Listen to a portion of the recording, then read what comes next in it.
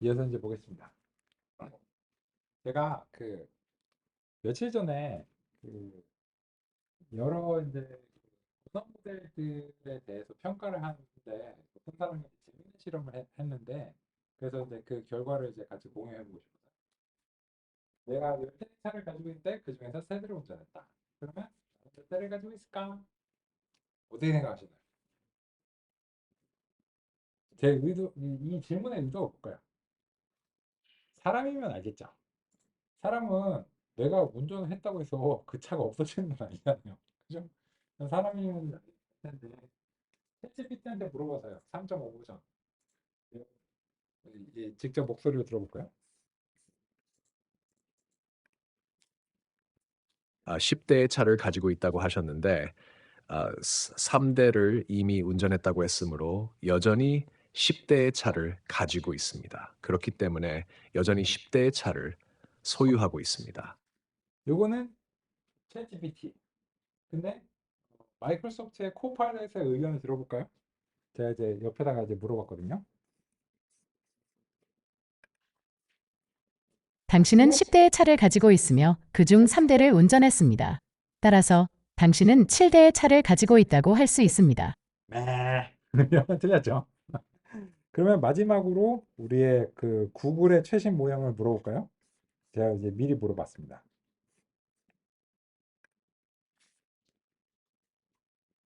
질문에 답하기 위해 몇 가지 명확히 해야 할 점이 있습니다. 1. 차량 소유권. 10대의 차량을 모두 소유하고 있는지 아니면 일부만 소유하고 있는지 여부입니다.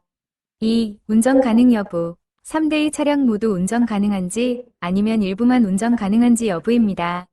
소유권과 운전 가능 여부에 따라 답변이 달라집니다. 1. 모든 차량을 소유하고 모든 차량을 운전할 수 있는 경우 10대의 차를 가지고 있습니다. 2. 모든 차량을 소유하지만 일부만 운전할 수 있는 경우 소유한 차량의 대수만큼 차량을 가지고 있습니다.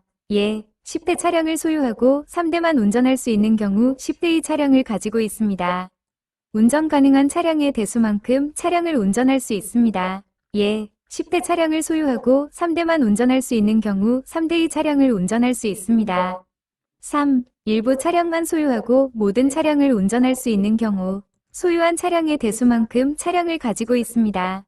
예, 5대 차량을 소유하고 10대를 되게 스타일이 다르죠. 그죠? 되게 스타일이 다른데 구글 제미니 같은 경우에는 그 안 틀리려고 어떻게든 노력하는 듯한 이런 느낌이죠. 그래서 그리고 이제 뭐 그 로직 자체를 보여주는 이런 거를 되게 신경 쓰더라고요.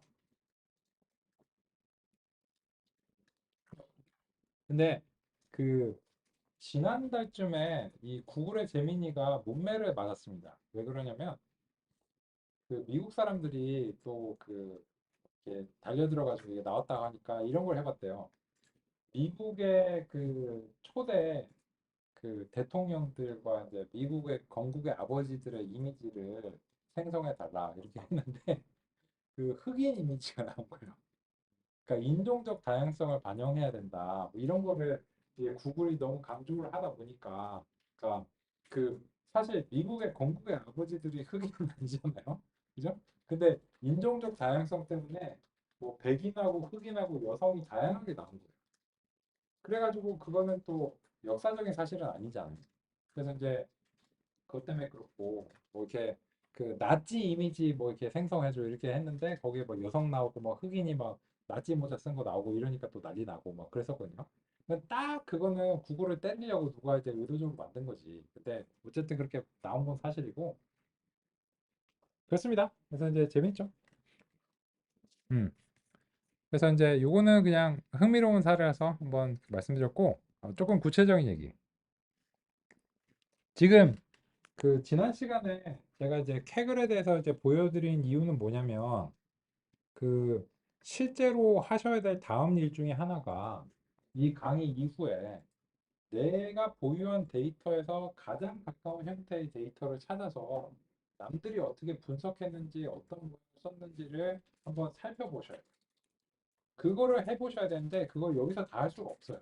다 할 수가 없기 때문에 제가 방법을 알려드린 것만 이제 할 수 있고 그거를 이게 너무나 많잖아요. 요것만 분석해도 일주일 다 갈걸요.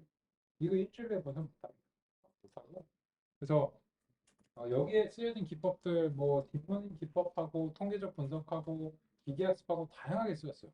다양하게 쓰기 때문에 그 이거는 그냥 다 아시는 상황에서 이제 봐야 되는 이제 그런 거. 그래서 이런 보실 때 딥러닝 기법으로 그 한 것들이 있는데 그러면은 이런 생각이 드실 수 있죠. 여기 이제 보면 지금 그 주가 분석을 한 거에 제가 그 투표를 가장 많이 받은 걸로 선생님께서 이제 정리를 해보셨다고 했고 저도 그게 좋다고 생각하거든요. 근데 그거를 왜 제가 안 했냐면 이게 많이 받은 것들은 보통 회사가 좀 오래된 아무래도 이제 노출이 많이 되다 보니까 또 그렇고 이게 그렇잖아요. 유튜브에서 댓글 달아보신 경험 있으신가요? 유튜브에서 댓글을 빨리 달면 좋아요를 많이 받을 가능성이 높아요. 그러면 상단에 자꾸 노출되면서 더 많은 사람들한테 이제 그 노출이 되고 그러면 이제 승자 독식의 그런 어떤 사이클이 진행되잖아요. 그런 거에 약간 비슷한 거죠. 그래서 이것만 봐서는 이게 더 좋다는 신호로 받아들이기 조금 어려워요. 제 생각은 그렇고. 근데 여기 보시면 이제 강화 학습을 통해서 그 했다. 그러면 이 제목만 보면 야, 우리도 이 프로젝트 강화 학습으로 해야 되는 거 아니야? 라고 생각하실 수 있는데 여기 보시면 6년 전 거예요. 6년. 6년 딱 이게 유행하던 때. 언제냐면 알파고가 강화학습을 해갖고 강화학습이 되게 유행했었거든요. 근데 지금 강화학습은 좀 싹 들어갔어요. 왜 그럴까요? 실질적으로 안 되니까. 그래서 그래서 제가 이제 평가를 조금 유의해야 된다고. 여기 이제 보면 또 아래쪽에 보시면 여기 NST에 이제 아까 말씀드린 대로 인터넷 계열들이 쓰는데 이것도 다 뭐 6년 전, 5년 전 이런 경우가 많아요. 근데 왜 그런 말씀을 드리냐면 이제 두 번째 이제 그 소개해드릴 그 자료는 Papers with Code라고 하는 서비스입니다. 이건 메타가 운영하는 서비스입니다. 페이스북. 이 메타가 운영하는 서비스고 이 논문들 중에서 그 논문의 기법을 코드로 공개하는 그런 논문들이 이제 실린 곳입니다. 근데 거기서 이제 제가 타임 시리즈 포캐스팅이라고 하는 걸로 이제 검색을 해봤어요. 시계열 분석 안 하실 수도 있는데 제가 이제 이거를 비교해서 좀 보여드리려고 하는 거예요. 요걸 이제 한번 가볼까요? 요거는 이제 영어의 압박 그러면 한국말로 번역하시면 되죠. 요새 이런 건 잘 됩니다. 뭐 그 영어로 그 고민하실 필요 없죠. 그러면 이거는 최신의 능력들을 다루고 있어요. 그래서 여기 보시면 시계열 예측에 대해서 뭐 아리마 뭐 이런 것도 RNA 트랜스포머 엑스포스트 뭐 가정의 끼 데이터 벤치마크 이제 데이터 세트고 평균 제곱 오차나 평균 제곱 오차를 사용해서 평가했습니다. 이렇게 이제 되어 있는데 그러면 여기 이제 보시면 이 벤치마크에 대해서 이 베스트 모델들이 나왔어요. 그러면 이제 여기에 베스트 모델들이 최근의 최신인 거예요. 그래서 제가 이제 그 요 베스트 모델 이제 패치 믹서라고 하는 걸 이제 보니까 요 패치 믹서가 롱텀 타임 시리즈 이제 포캐스팅인데 이 제목만 봐서는 이게 딥러닝 계열인지 아닌지 알 수가 없어요. 그럼 어떻게 되냐면 이그 논문을 가서 봐야 되거든요. 근데 이제 그 여기 보시면 얘가 MSC가 0.39예요. 그러면 이건 0에 가까울수록 좋은 거고 MA이 평균 절대 오차죠. 그게 이제 0.42인데 이게 두 개를 보는 이유가 뭐냐면 평균 절대 오차는 그냥 절대적인 오차들을 보여주는데 MSE는 이상치에 되게 민감해요. 제곱을 하다 보니까. 그래서 이상치에 대해서 민감한데 얘가 좋으면 상당히 이상치에 강건하는 겁니다. 그래서 그리고 네 번째 보면 엔티니어인데 그렇게 많이 차이가 안 나요. 거의 근사한 수준인데 소수점 두 단계에서 좀 차이가 나거든요. 거의 근사하죠. 근데 이거 보면 트랜스포머가 타임 시리즈 예측에 효과적이냐 이렇게 질문하는 건데 제가 이 논문을 이제 평가해 본 적이 있는데 평가해 보니까 그냥 지금 우리가 오늘 논의하는 선형 모델을 썼어요. 그 선형 모델로 그냥 트랜스포머를 능가하는 수준의 성능을 보이고 있다. 그러니까는 굳이 이게 딥러닝을 쓰는 게 의미가 있느냐 이런 어떤 논의를 하고 있거든요. 그래서 이거는 굉장히 최신이에요. 이거는 이제 그 최신의 논문들이 이제 경쟁하고 있으니까 이런 거를 이제 보시면 2013년 뭐 이렇잖아요. 그죠? 그러니까는 아까 이제 캐글은 조금 올드한 느낌이고 그죠? 이런 걸 좀 같이 이제 보셔야 됩니다. 세 번째. 그러면 이제 첫 번째는 제가 캐글을 소개해 드렸고요. 이 캐글은 좀 지금은 살짝 올드한 느낌. 그죠? 그리고 이제 좀 그 전문가들은 요거 보고 그 페이퍼스 위스 코드 요거 전문가 왜냐면 얘네들은 친절하게 설명해 주는 게 아니고 그 논문을 볼 수 있는 능력이 있어야 돼요.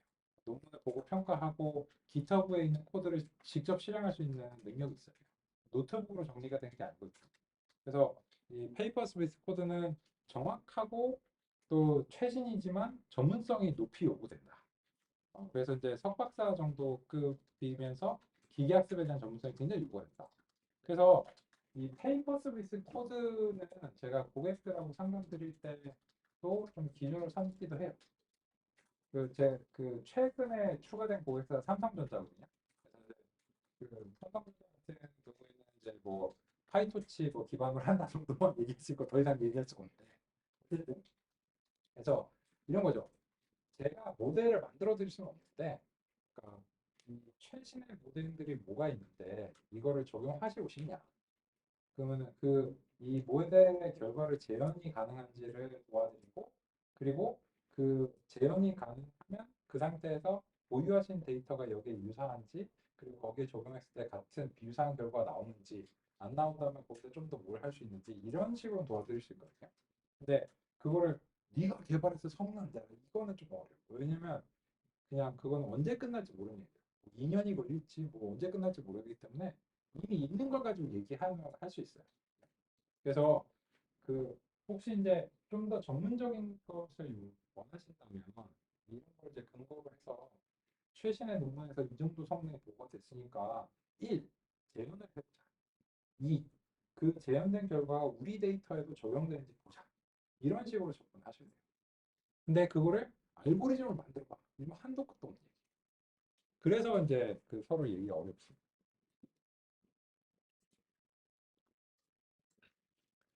그러면 세 번째. 세 번째는 조금 딥러닝적이고 그 언어 모델적인 측면도 강한데 그 허깅 페이스라고 하는 웹사이트를 소개해 드리겠습니다.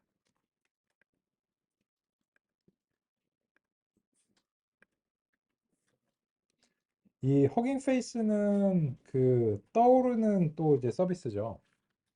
그래서 이제 보통 이 허깅 페이스는 그 대규모 모델들 이제 사전 학습된 모델들을 다운로드 받아갖고 미세 조정한다든지 이런 때 주로 근거로 하는 것이고요. 근데 이제 그 다양한 처리 쪽으로 유명하긴 하지만 비전 쪽도 이제 당연히 많고요. 그렇습니다. 그래서 요거는 좀 딥러닝에서 그 모형은 이제 고민하지 말자. 그래서 그냥 우리가 보유한 데이터가 있는데 여기서 모형 하나 골라가지고 이걸 가지고서 그냥 프로젝트의 성과를 내고 싶다. 그렇게 할 수 있는 경우에는 이 웹사이트를 참조하셔서 진행하시는 걸 이제 고려하셔야 될 것 같습니다. 혹시 논의사항 있으면 보고하겠습니다. 요거는 왜 논의 드렸냐면 제가 나 이렇게 많이 했어 이렇게 잘하려고 하는 게 아니고 이거를 조사를 하셔야 돼요. 하셔야 되기 때문에 이걸 우리가 다 해볼 수가 없기 때문에 직접 하셔야 됩니다. 논의사항 보고하겠습니다. 리버 모델 실제 자기가 만든 언어 모델을 이렇게 게시해가지고 저희 회사에서 약간 인정받았다고 그런 분이 있는데 네. 이분이 했던 그런 태스크가 어떤 거로 잘 될지 미세 조정이 아닐까요? 왜냐면 그 언어 모델이 이제 상당한 수준으로 동작하는 언어 모델들은 저번에 말씀드린 것처럼 진짜 밑바닥부터 훈련하는 게 조금 어렵습니다. 왜 그런가면 그 잘 논의셨는데 안 그래도 그 누가 잘 정리해준 그 트위터에 그 스레드가 있어갖고 그걸로 좀 상해 드릴게요. 비용에 대해서 누가 정리를 했는데 요거는 그 되게 소개해드릴 만하다 이제 그런 사례가 있었어요. 잠시만요.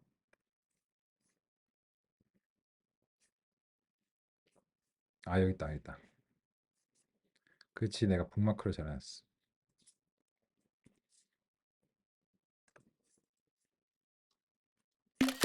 이거는 이제 캡처해서 좀 보여드리겠습니다. 트위터가 이제 쓸데없는 게 많이 나오기 때문에 여기 이제 보시면 그 이게 언어 모델의 훈련 비용을 그 AI 인덱스 리포트라고 하는 것을 근거로 해서 조사를 한 결과를 요약적으로 여기에 제시를 하겠다고 하고요. 보시면 이 2017년에 트랜스포머가 처음 나왔을 때 이제 구글에서 개발했는데 그거의 훈련 비용이 한 100만 원 정도.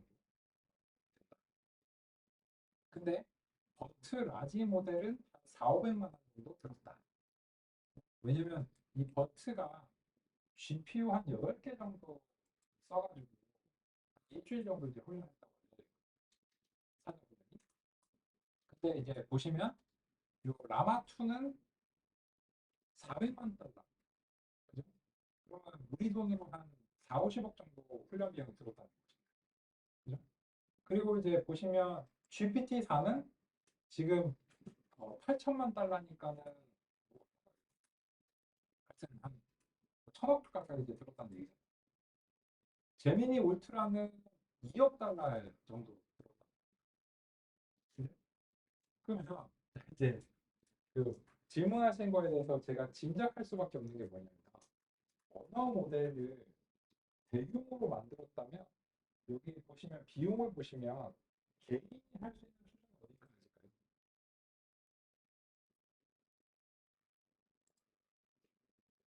요것도 개인이 그거 해가지고 돈을 들이기에는 꽤 비싸죠. 그죠? 한 1,000만 원 정도 들여야 될 것 같아요. 그래서 그 허깅 페이스에다가 어떤 거를 이제 올렸다라고 하는 것은 사전 훈련된 모형을 이제 보유한 데이터로 미세 조정을 해서 특정한 과업에 맞게 이제 올리는 건데 그거는 선생님들 여기 계신 선생님들도 당당하실 수 있습니다. 근데 그 아무래도 이 분야가 새로운 분야다 보니까는 지금 깃발 꼽는 사람이 인차이지는 사실이에요. 그래서 제가 그 애트리 상담 드릴 때 사례인데 그 웹페이지 만들던 회사가 얼른 빨리 AI로 탈바꿈해가지고 그 외주 받아가지고 납품하고 이런 경우 많아요. 왜냐면 잘 모르니까. 그래서 이제 우리 AI 한다 이렇게 해가지고 이제 납품하고 뭐 이런 경우 많거든요. 그래서 그렇습니다. 뭐라 말씀드릴 수는 없지만 이제 이거를 이제 보면 이제 이 모형들을 밑바닥부터 훈련하는 비율이 굉장히 이제 요새는 큰 편이다. 근데 좋은 소식은 이렇게 비싸게 훈련된 모형들을 라마투가 그 400만 달러 들었잖아요. 허깅 페이스에 있어요. 다운로드 받으실 수 있어요. 저거 보고가 많이 다운로드 받으세요. 우리 오픈 소스가 비즈니스에 득이 된다고 생각합니다 해서 라마3도 지금 공개했어요. 그리고 지금 다운로드 받으실 수 있거든요. 그래서 그 원하시고 필요하시면 다운로드 받으실 수 있습니다. 또 혹시 논의사항 있으시면 이제 마지막으로 보고 진도 가겠습니다. 지금 저희가 추후에 이렇게 만들어져 있는 모델들을 보고 저희가 앞으로 어떤 모델을 활용해야 될지 알 수 있어야 된다고 지금 알려주시는 거잖아요. 조사를 해야 된다. 조사를 그냥 알 수 있는지 여부는 평가가 필요합니다. 그 부분이 좀 궁금한데 제가 뭐 예를 들어서 특정한 이제 모델을 만들려고 할 때 그런 제가 보유하고 있는 데이터의 EDA 그 데이터를 탐색적으로 분석하는 게 먼저인지 아니면 내 데이터는 약간 이런 종류의 데이터 같은데라고 생각을 해서 저 모델들을 보면서 저 사례를 먼저 보는 게 먼저인지 둘 다 하셔요. 동시에 그냥 진행. 네. 왜냐면 EDA는 어차피 해야 돼요. 왜냐면 EDA를 안 하시고서 이제 이제 지금 사례 데이터와 우리 데이터가 유사하다는 거를 직관적으로 알 수는 없습니다. 그 정도로 작은 규모의 데이터면 토이 데이터죠. 그래서 그게 유사하다는 것 자체를 알기 위해서는 EDA 자체가 필요합니다. 다른 방법이 없죠. 그죠? 데이터가 뭐 되게 많은데. 그래서 이제 그 결과 그나마 우리 사례랑 좀 비슷한 점이 있는 것 같다라고 하면은 여기서 뭘 썼고 왜 그걸 고려했을까라고 하는 것을 정성적으로 평가하시는 수밖에 없고 그래서 이제 그 평가에 대해서 이제 직접 수행하시는 방법하고 그러니까 프로젝트를 한 방에 가시면 힘들어요. 처음에 이제 EDA와 이제 그 전체 서베이 그 용역이 필요하죠. 조사 영역이 이제 먼저 들어가 줘야 되고 만약에 맡기신다면 그 용역의 결과 아마도 이런 것들을 고려해야 될 것 같다. 이런 식으로 이제 그 범주를 이제 서로 합의해야 되겠죠. 그 결과가 이제 서로 납득이 돼야 돼. 그리고 나서 이제 실제로 그거를 시도해 보자. 재현해보고 시도해봤을 때 어느 정도의 성능이 나오냐. 이런 식으로 이제 보셔야 될 것 같습니다.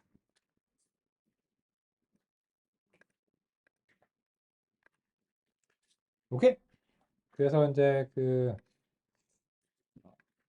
우리가 이제 구체적인 기술을 아는 것만큼이나 현재 무엇이 어떻게 존재하고 뭘 봐야 되는지 아는 것도 상당히 중요합니다. 근데 왜 그러냐면 이 부분은 챗GPT가 못 해줘요. 그러니까 예를 들어서 우리 데이터가 뭔데 뭐 어떤 알고리즘을 쓰는 게 좋아? 이렇게 한번 물어봐 보세요. 그러면은 그냥 일반적인 얘기합니다. 그냥 뭐 다양한 모델들을 적용하고 평가해 봐야 됩니다. 뭐 이래야 됩니다. 이렇게 얘기를 해주지 그냥 구체적으로 뭐 이렇게 해줄 수가 없어요. 그러면 답답하니까 챗GPT한테 우리 데이터를 올릴 수 있냐? 작은 건 돼요. 작은 건 되는데 큰 건 안 되겠죠. 그죠? 그래서 이제 그런 측면이 있습니다. 오케이. 그래서 우리 어느 정도 약간 경험이 생기기 시작하시니까 그런 얘기들도 좀 했습니다.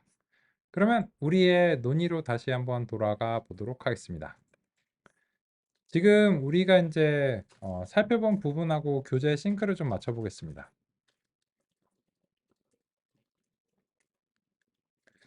77페이지를 참조 드리면서 같이 얘기를 해보도록 하겠습니다.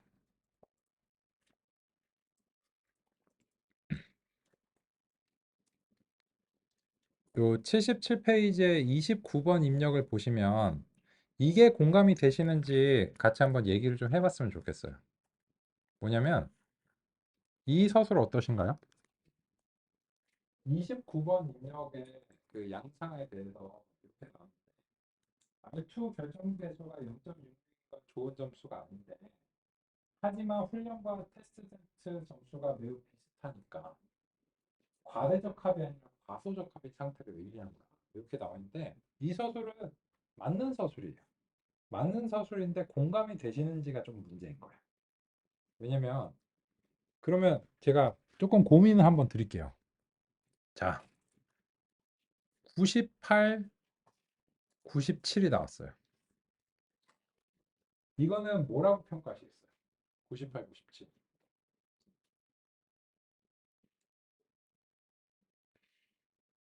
UFO 뭐라고 평가하시겠어요?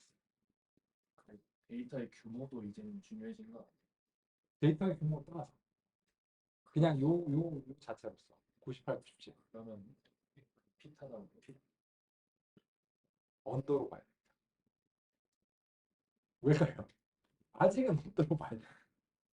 제가 그 기준이 되게 간단해요. 100점이 아니잖아. 100점이 아니면 일단 언더의 요건이 하나 있어. 근데 100점이 아닌데 차이가 심하지 않죠. 그러면은 과적합이 있다고 평가하기 좀 어렵죠. 그러면은 언더죠. 왜냐면 99가 될지도 모르잖아요. 그러니까 여기서 포기할 필요가 없다는 거예요. 아직은. 근데 결론적으로 온갖 시도를 다 해봤어. 그냥 알려진 시도를 웬만하면 다 해봤어요. 근데 그 결과 내가 아는 최선의 시도를 다 해봤는데 그냥 이게 최선이었어. 그러면 그때는 피타라고 하셔도 돼요. 그때는 피타라고 하셔도 됩니다. 근데 이거를 그냥 요 자체만 놓고 봐서는 이건 여전히 언덕이다. 그렇기 때문에 얘 같은 경우에도 훈련 점수가 낮죠. 낮든 높든 어쨌든 100점, 1.0이 아니잖아. 근데 과적하고 높죠. 그럼 어느 거예요? 그래서 이게 공감이 되시냐라고 하는 걸 제가 여쭤볼 겁니다. 이거는 여러 번 기회를 갖겠습니다. 근데 이제 내일쯤이면 확실하실 거예요. 내일쯤이면 확실하실 거고 오늘 이제 시작을 했으니까. 근데 이제 보시면 이 점수가 요게 진행이 이 교재 진행이 약간 애매해요. 왜냐면 이 점수가 뭘 근거로 한 거냐면 보스턴 데이터가 아닙니다. 이 MG런의 뭐 웨이브라고 하는 그냥 인위적인 데이터셋을 가지고서 했기 때문에 우리랑 1대1 대응이 안 되죠. 근데 왜 이게 우리가 우리의 그 현재 논의와 맞닿아 있냐고 하냐면 양상이 비슷해요. 이게 우리는 보스턴 데이터로 하고 있는데 얘는 UFO에서 우리가 이제 논의한 이유로 인해서 언더로 판정이 될 수밖에 없는 상황이잖아요. 그죠? 그래서 그 데이터셋이 다르고 당연히 점수도 다른데 하지만 양상적인 측면에서는 이게 최적화 성능이 낮으면서 과적합에 문제가 없기 때문에 온도로 판정한다는 이런 논리 자체는 똑같은 거예요. 그럼 네. 저희는 모델을 핏하다고 말하는 게 굉장히 항상 부담스러울 수밖에 없네요. 그쵸. 언제나 부담스럽습니다. 그래서 이제 그 우리 선생님께서 그 개별적으로 보내주신 게 이게 뭘 그 어디서 맡겨갖고 누구한테 맡겨갖고 뭐 해왔어. 해왔는데 이거를 내가 그래서 이렇게 승인을 딱 이렇게 해줘야 되냐. 근데 그 제가 말씀드린 게 뭐냐면 최선을 찾는 방법이 사실 없습니다. 그래서 무슨 말인가면 그 제가 이런 비유를 드렸는데 티맵 같은 거 켜보면 가끔 이게 길 아니지 이렇게 생각하시는 경우 있잖아요. 근데 왜 그러냐면 이 경로의 최적의 경로를 보장하는 알고리즘이 없어요. 그거는 이제 NP 하드라고 해서 컴퓨터 과학에서 이미 입증이 된 문제예요. 최선의 경로를 보장하는 알고리즘이 없다는 게 수학적으로 입증이 됐어요. 그 영원히 추구할 수 없는 거예요. 그러니까 수학적으로 그냥 이 문제는 확정적으로 결정될 수 없는 문제다라고 하는 것이 증명이 되면 그러면 그거는 누가 아무리 노력한다고 해도 영원히 도달할 수 있는 문제예요. 그래서 어떤 문제가 있냐면 여행 같은 거 계획하실 때 이제 또 봄이니까 또 좋은 데 계획하실 거 아니야, 5월에. 이게 막 최선을 찾다 보면 여행 못 갑니다. 어느 정도 실용적인 선에서 그냥 결정해야 돼. 마찬가지로 비즈니스 전략도 비슷합니다. 비즈니스 전략도 이게 최선이야? 뭐 다른 걸 더 선택해서 낫잖아? 그거 비교하고 있는 사이에 다른 데 실행해서 이겨버려요. 그죠? 혹시 그런 생각 해보신 적 있나요? 아, 내가 5년이나 10년 전쯤에 이런 결정을 뭐, 직업적으로 이런 결정을 했었더라면 더 좋았을지 않을까? 그거는 알 수가 없어요. 그죠? 마찬가지로 이게 왜 근본적으로 문제가 있냐면 데이터라고 하는 것은 언제까지나 현실의 그 하위 집합의 표본일 뿐이라서 이게 그 데이터를 아무리 많이 수집한다고 해도 언제까지나 부족해요. 언제까지나 예외적인 사례가 발생할 가능성이 언제나 있거든요. 그 아직까지도 가끔 이슈가 되고 있는 그 테라 있잖아요. 그 코인. 그거 같은 경우에 하룻밤 만에 99%가 떨어졌잖아요. 그거를 예측할 수 있는 사람이 있었을까요? 비트코인은 어떤가요?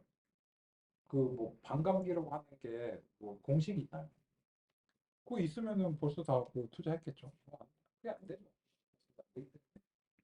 그래서 그러면 우리가 할 수 있는 얘기가 뭐냐면 현재 주어진 데이터에 대해서 최선을 다할까? 그거밖에 얘기를 못해요. 그래서 현재 우리가 보유한 데이터에 대해서 이제 최선을 다해봤을 때 이 정도 상황이 나온다. 그리고 현재 보유한 데이터가 미래를 대표할 것이다라고 희망하는 거죠. 희망하지만 그 희망감이 점점 깨집니다. 점점 깨지고 이제 분야에 따라 좀 다르시고 그렇습니다. 그러면 이제 두 번째 그러면 이제 이거에 공감하신다면 그 다음이 이제 그 어떻게 해야 되는가입니다. 그래서 요 다음은 이제 이게 문제 상황인 거고요. 그거를 이제 극복하기 위해서 극복을 이제 시도하는 것이다. 이렇게 이제 보시면 되겠습니다. 그러면 근데 이 서술을 보고서는 납득이 굉장히 어렵습니다. 그래서 이 서술을 보고서 납득이 어렵기 때문에 제가 또 간단한 시각적인 실험을 준비하겠습니다. 뭐냐면 그 위쪽에서 우리 포물선에 대해서 R2 값이 전혀 안 맞는 이런 실험을 보셨잖아요. 근데 제가 이거를 최적화 결과를 완벽에 가깝게 바꿔볼게요. 알고리즘을 바꾸지 않고 같이 이제 해보겠습니다. 여기서 이제 이렇게 해보겠습니다.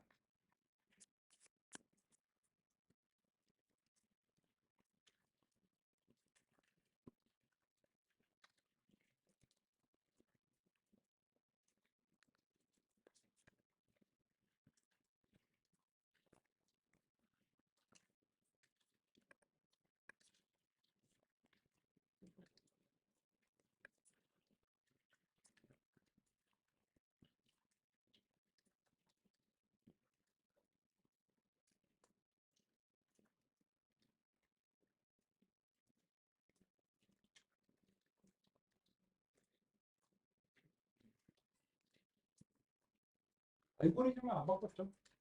알고리즘 안 바꿨습니다. 근데 최적화 결과는 완벽에 가깝게 바꿔놨습니다. 왜일까요? 그거를 납득하는 게 우리의 이제 다음 목표입니다. 일단은 이 절차가 어떤 의미를 가지는지를 같이 얘기해보고 그래서 어떤 효과가 나는지를 같이 얘기해 보도록 하겠습니다. 이 보시면 예측 모형이 이렇게 꼬부라졌습니다. 근데 이제 의아하시죠? 아니 선형 모형이라며. 그러면 뭐 직선은 내가 납득했고 평면도 납득을 했는데 이게 꼬부라지는 거는 반칙 아니냐. 그 얘기를 좀 이제 해야 되겠네요. 그래서 이제 이런 얘기를 이제 드리겠습니다. 이제 현실과 이상적인 모형의 관계를 어제 우리가 다음과 같이 이렇게 이제 했잖아요. 근데 지금 요게 이상적인 모형에 상당히 가깝죠. 이제 현재 데이터 분포를 고려한다면요. 요게 이제 5차의 분포일 거고요. 그런데 그렇다면 이 이상적인 모형을 우리가 알고리즘을 가정하지 않고서 얘기를 해보자는 거예요. 알고리즘을 가정하지 않고서 얘기를 해보면 이런 이상적인 모형은 2차 방정식의 틀을 가질 가능성이 있겠죠. 그죠? 그래서 우리가 필요한 이제 모형은 이상적인 표현력은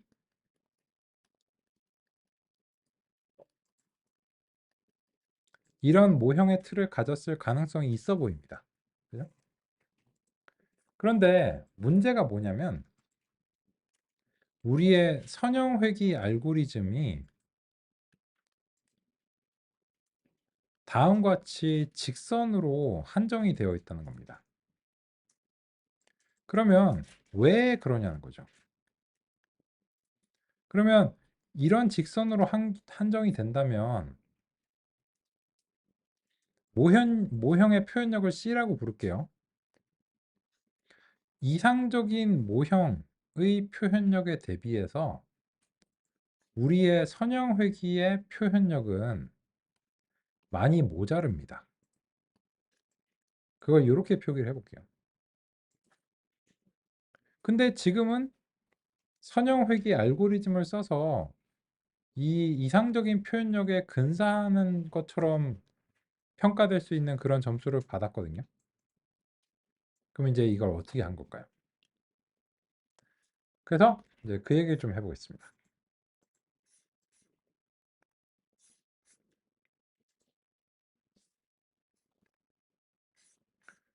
일단 첫 번째로는 직선밖에 그리지 못하는 이유가 무엇인지를 우리가 통찰해 보겠습니다. 그 이유를 보면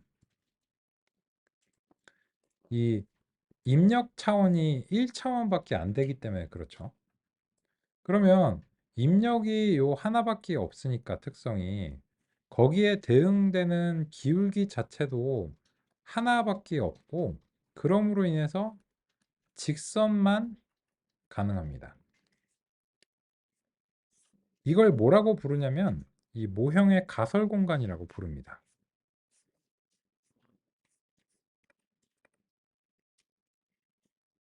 모델이 표현할 수 있는 가능성의 영역을 가설 공간이라고 합니다. 선형 모델의 경우 직선, 평면, 초평면과 같은 선형적 표현들이 가설 공간에 포함됩니다. 기계학습 모델을 선택한다는 것은 궁극적으로는 가설 공간을 선택하는 것이라고 할 수 있습니다. 가설 공간 이내에서 데이터 집합에 적합한 특정한 설정을 찾아내는 것은 모델이 학습 과정에서 수행하기를 기대합니다. 선형 모델이 가설 공간을 탐색하는 것을 시각적으로 형상화하기 위해 1차원의 데이터를 가정하겠습니다. 손실을 최소화하는 가장 바람직한 기울기를 찾아내는 과정이 곧 선형 모델의 학습입니다. 그것은 직선의 기울기를 찾아내는 과정이라고 할 수 있습니다. 이때 그림을 단순하게 제시하기 위해 편향은 0인 경우를 가정했습니다. 실제로는 편향까지 고려해야 합니다. 만약 대상 데이터 집합이 선택된 모델의 가설 공간 내에서 표현이 어렵다면 최적화에 실패합니다. 이런 경우라면 보다 넓은 가설 공간을 갖거나 다른 형태의 가설 공간을 갖는 모델을 선택해 적용하고 평가하는 것이 필요합니다. 대부분의 데이터들은 시각화가 어렵거나 불가능하기 때문에 어떤 모델이 적절할지 미리 알아내는 것은 사실상 불가능합니다. 그렇기 때문에 다양한 모델들을 적용해 보는 수밖에 없습니다. 그 과정에서 보다 적절한 모델을 찾을 수 있습니다. 그런데 기계학습이 데이터에 맞춰 가설 공간 자체를 확대하는 것은 불가능합니다. 입력과 출력을 매핑하는 함수의 적절한 표현은 무한한 가능성의 공간 어딘가에 있습니다. 그러한 가능성의 공간을 임의로 탐색하는 방식도 없고 설령 그런 방식이 있다고 해도 탐색에 무한히 많은 시간이 소요됩니다. 그렇기 때문에 어떤 데이터든 알아서 학습해낼 수 있는 만능의 단일한 기계학습 모델은 없습니다. 이게 선형 모형의 가설 공간은 무한합니다. 근데 무한대도 품질이 있어요. 그러니까 무한히 많은 직선은 가능하지만 그 무한히 많은 직선 중에 포물선은 없습니다. 그죠? 그게 가설 공간의 의미거든요. 그래서 저희 무한히 많습니다. 무한히. 근데 포물선 있나요? 포물선은 안 됩니다. 이게 이거거든요. 근데 만약에 가설 공간 범위 내에서 찾을 수 있다면 그러면 학습이 가능해요. 근데 지금 아까 포물선으로 되면 직선의 가설 공간의 범위를 벗어나는 거잖아요. 그거는 학습을 많이 하거나 데이터의 규모를 늘린다고 해서 해결이 안 되는 거예요. 짝대기가 직선이 될 수는 없는 거예요. 아니 근데 이번엔 됐잖아. 그거는 제가 가설 공간을 증가시켜서 그렇습니다. 어떻게 했는지 같이 이제 보시죠. 그 얘기는 우리 그 빅브레이크 이후에 해야 되겠네요. 그래서 가설 공간의 증가를 어떻게 했는지 빅브레이크 이후에 이어서 살펴보겠습니다.